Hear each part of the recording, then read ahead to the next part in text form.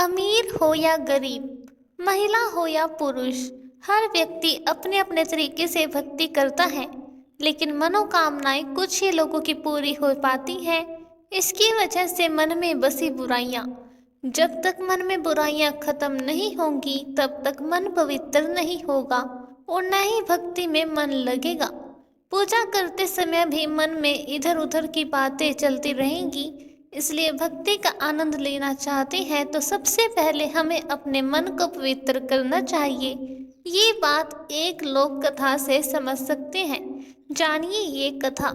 किसी गांव में एक संत घर घर जाकर भिक्षा मांग रहे थे। घूमते घूमते संत एक दुकान पर पहुंच गए। दुकानदार से भिक्षा मांगने के लिए संत उसके पास पहुंचे।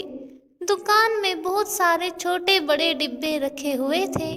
दुकान की सजावट बहुत अच्छी थी।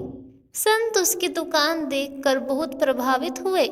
दुकानदार ने संत को बताया, खाली डिब्बे में राम है।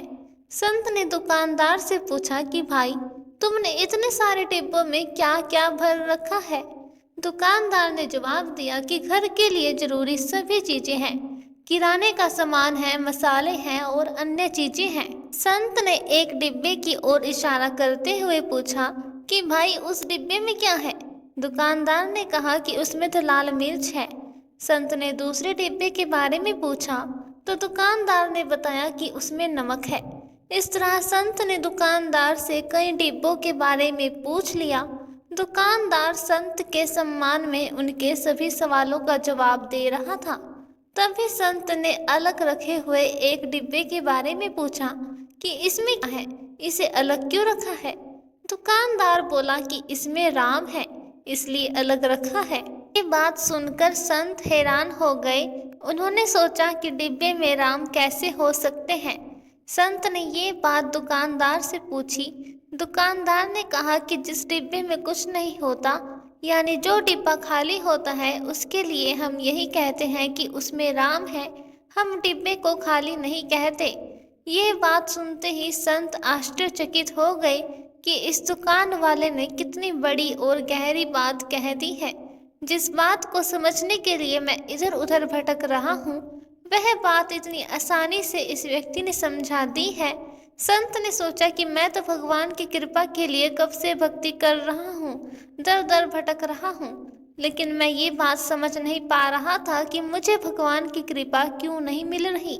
जब तक मेरे मन में बुराइयां हैं, मेरा मन फालतू बातों से भरा हुआ है, तब तक मुझे भगवान की कृपा नहीं मिल सकती। भक्ति का आनंद लेने के लिए सबसे पहले मुझे मेरे मन को खाली करना होगा, तभी उसमें भगवान आ सकेंगे।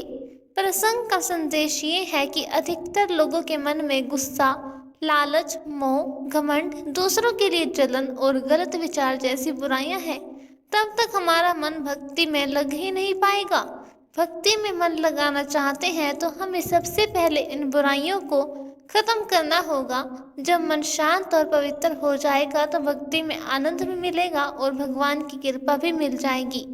दोस्तों, ऐसे ही और कहानियों को सुनने के लिए हमारे channel the quest of spirit से जुड़े रहिए। धन्यवाद।